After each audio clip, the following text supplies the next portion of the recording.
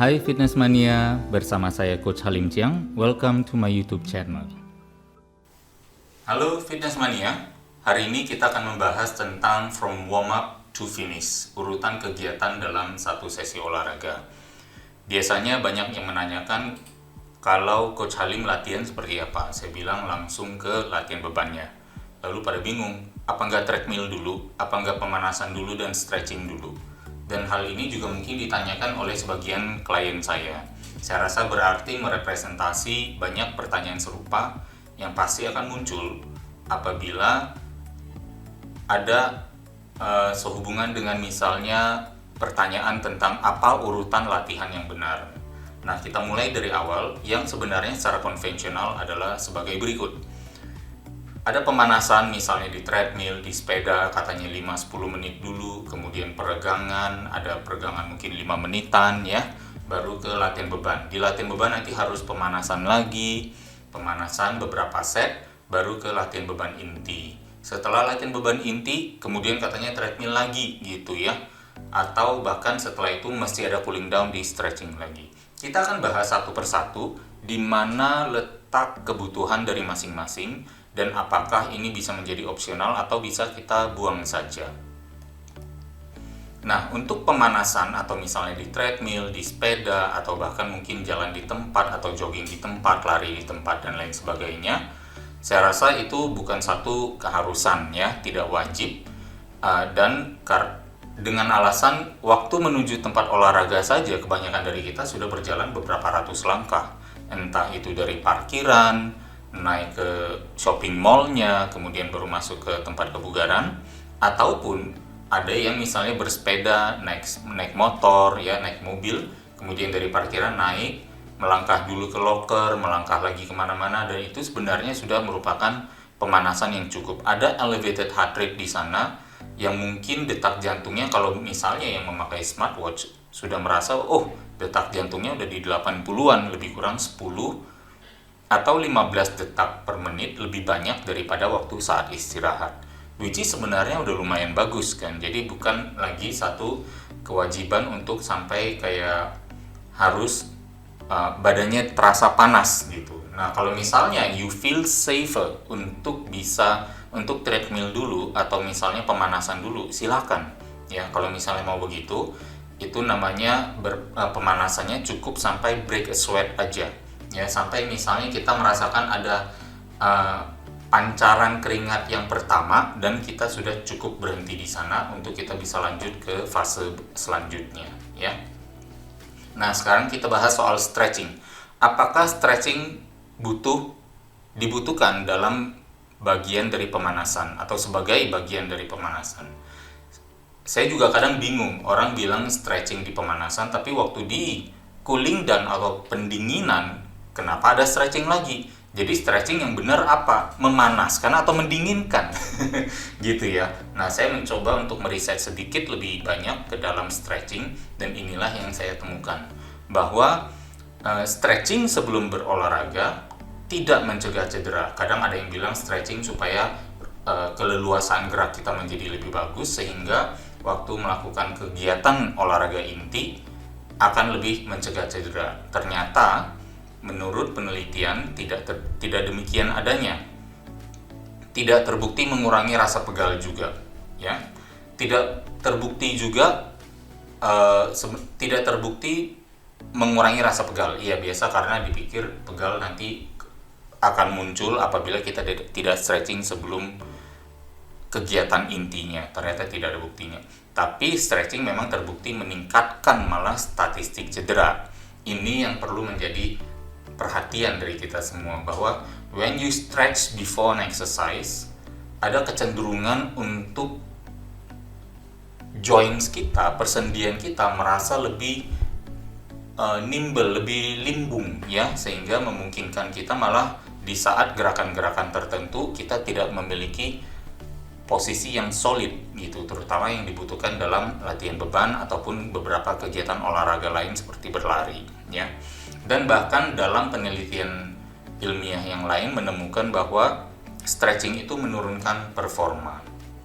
Jadi apakah kita perlu stretching sebelum olahraga? Berdasarkan pertimbangan ini, bukti-bukti ilmiah ini, kita bisa mengatakan, udah deh nggak usah stretching, lebih bagus nggak stretching sebelum olahraga ya. Jadi bisa habis pemanasan misalnya yang konvensional tadi, yang treadmill atau sepedaan atau apapun juga yang sampai break a sweat, kita bisa langsung ke latihan bebannya aja. Nah, ini salah satu pernyataan dari American College of Sports Medicine tahun 2014. Mereka menemukan bahwa kegiatan peregangan bisa menghasilkan penurunan langsung jangka pendek pada kekuatan otot, pada tenaga dan performa olahraga sesudah dilakukan. Ya, dampak negatif ini tampak sangat nyata, terutama di mana kekuatan dan tenaga sangat dibutuhkan dalam performa. Nah, ini yang juga mungkin menjelaskan mengapa cedera terjadi.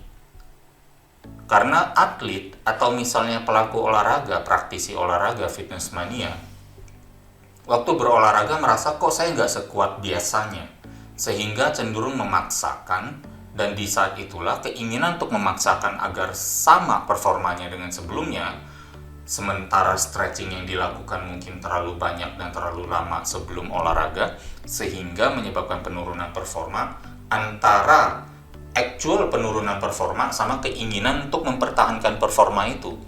Akhirnya terjadi pemaksaan tubuh yang membuat tubuh lebih rentan cedera.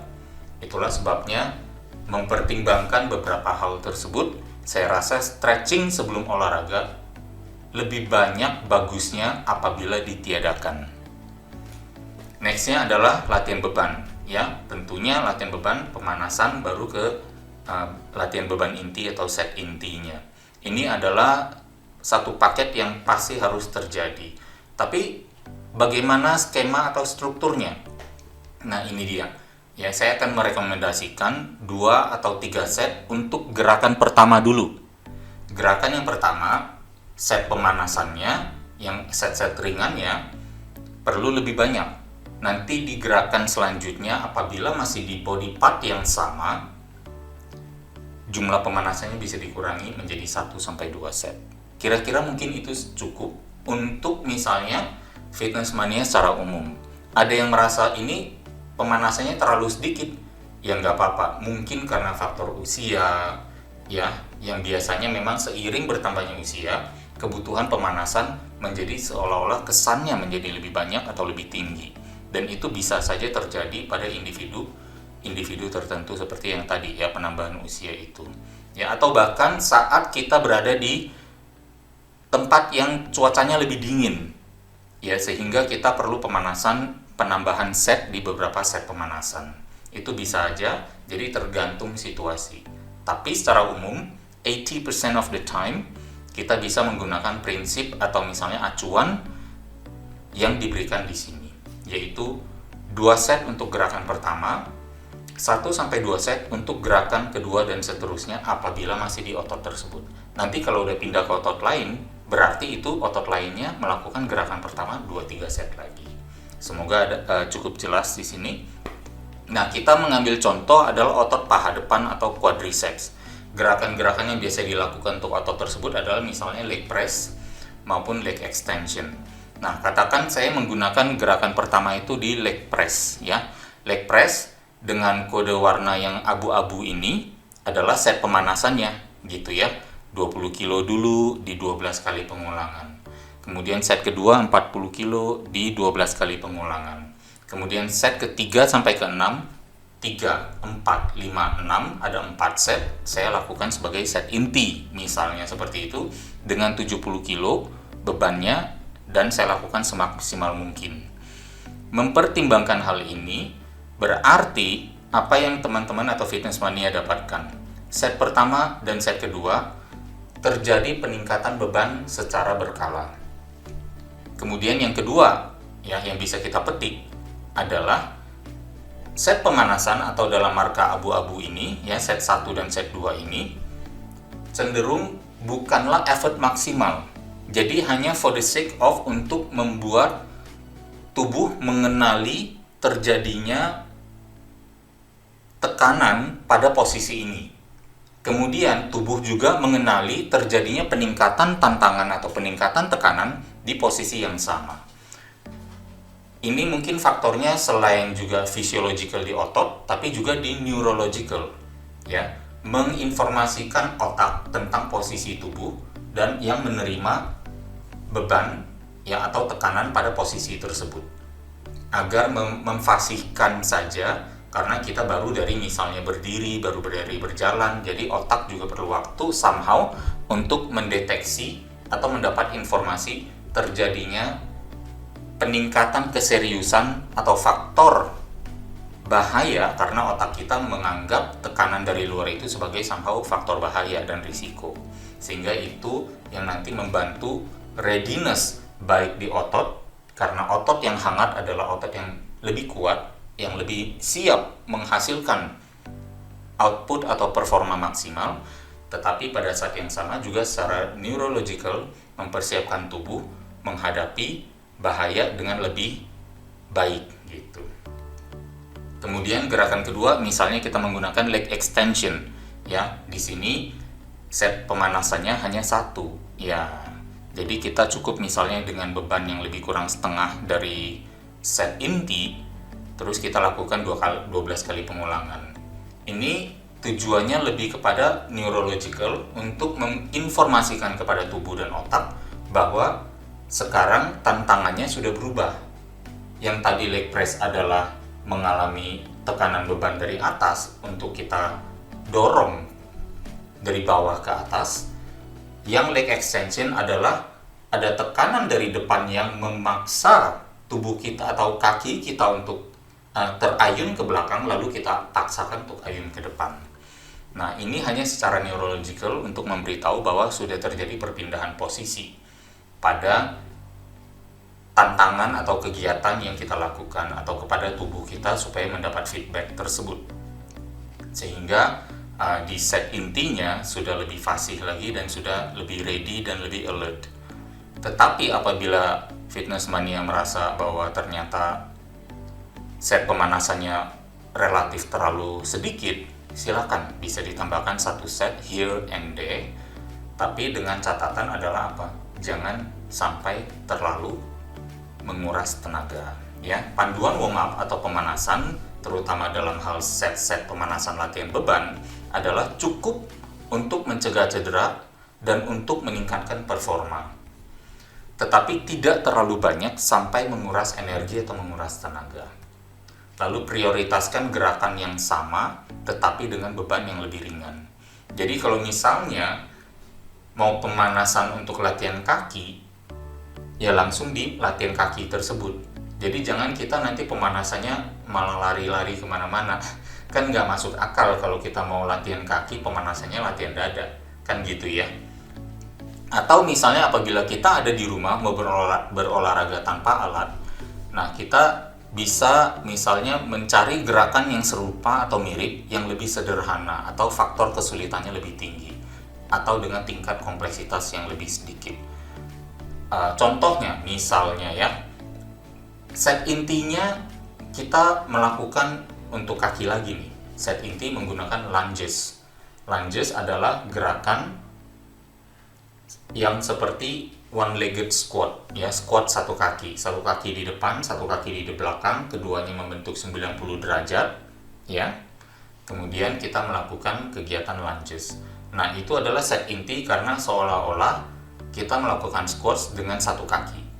Nah, untuk pemanasannya kita bisa melakukan squats dengan dua kaki. Nah, jadi itu juga merupakan inti atau contoh untuk poin yang nomor 4 yang ada di sini, di slide ini. Semoga bisa dimengerti ya. Kemudian kita lanjut lagi. Nah, bagaimana dengan misalnya treadmill atau cardio lah ya, atau kegiatan aerobik yang lainnya? Apakah bagus dilakukan sesudah latihan beban? Ya, tentu ya, terutama untuk yang memiliki goal fat loss dan berusaha untuk menurunkan kadar lemak dan membakar lemak di saat olahraga. Adalah waktu yang ideal untuk melakukan aerobik sesudah latihan beban. Aerobik dalam hal ini bisa seperti treadmill, bisa seperti bersepeda, bisa kelas aerobik, ya, bisa apapun juga grup exercise lainnya. Aerobik terminologinya seperti yang fitness mania ketahui adalah apa? Adalah zona detak jantung, ya. Zona detak jantung di 60% sampai 80% dari maksimal. Maksimalnya berapa? 220 dikurangi usia, itu 100% detak jantung per menit, jumlah detak per menit. Kemudian kita cari cukup latihan di 60 sampai 80%-nya saja. Dan kemudian baru apakah sekarang cooling down atau stretching di akhir olahraga direkomendasikan. Yes, di sini saya mengatakan lebih baik untuk melakukan stretching di akhir sesi olahraga daripada di awal sesi olahraga. Jadi tujuannya adalah untuk relaksasi, ya. Cukup lakukan pada bagian tubuh yang baru saja dilatih. Tentunya sama juga dengan pemanasan, ya, gitu. Kalau kita tadi baru melatih kaki, maka stretchingnya di kaki, gitu ya. Di warm muscles. It's not a good idea untuk stretching cold muscle atau melakukan peregangan pada otot-otot yang dingin. Akan lebih baik melakukan apabila ototnya sudah hangat, ya, baik otot maupun persendian. Seberapa banyak? Saya rasa cukup kira-kira 2 kali 30 detik per sisi, ya. Itu sudah cukup. Misalnya kalau untuk biceps yang melakukan peregangan ini 30 detik. Kemudian diulangi lagi sekali 30 detik. Itu pun sebenarnya sudah cukup kalau misalnya tadi baru melatih biceps. Jadi urutan dalam satu sesi yang saya rasa acceptable adalah bisa langsung, ya, latihan beban ke pemanasannya. Karena misalnya kita mungkin tidak melakukan treadmill atau pemanasan aerobik di awal, maka mungkin tambahan 1-2 set di sini dalam pemanasan malah jadi lebih make sense, ya. Langsung setelah itu, setelah 2-3 set di gerakan pertama melakukan pemanasan, kita bisa ke latihan beban intinya. Baru kemudian kalau bagi yang mau membakar lemak sedikit lebih lagi ekstra, ya, bisa melakukan treadmillnya atau aerobiknya, ya. Baru setelah itu melakukan cooling down. Ini juga yang biasanya saya berikan kepada klien-klien saya dalam urutan latihan, dengan tujuan supaya kegiatan olahraganya bisa lebih kondens, bisa lebih padat, tapi pada saat yang sama bisa lebih efektif juga, ya. Karena saya menemukan bahwa melakukan warm up treadmill dan stretching sebelum latihan beban itu dibandingkan dengan langsung pemanasan di latihan beban, performanya malah lebih bagus di langsung pemanasan di latihan beban seperti yang ada di denah ini, gitu ya. Jadi ini merupakan suatu rekomendasi yang berdasarkan pengalaman sekaligus juga berdasarkan pembuktian atau penelitian ilmiah. Jadi demikian untuk sesi kali ini, untuk topik kali ini mengenai urutan latihan dalam satu sesi olahraga. Semoga bermanfaat adanya. Sampai ketemu lagi di topik yang lain. Ya, teman-teman, terima kasih sudah menyaksikan video saya di Coach Halim Chiang. Apabila menyukai videonya, jangan lupa like, atau jangan lupa juga subscribe, bahkan mungkin share ke teman-teman lainnya. Semoga bermanfaat adanya. Dan jika ada komentar atau mungkin usulan topik-topik yang ingin saya bahas, silakan ditulis di komentar. Nanti akan saya coba pertimbangkan untuk saya masukkan ke dalam video-video selanjutnya. Terima kasih atas perhatiannya. Stay tune dan stay healthy.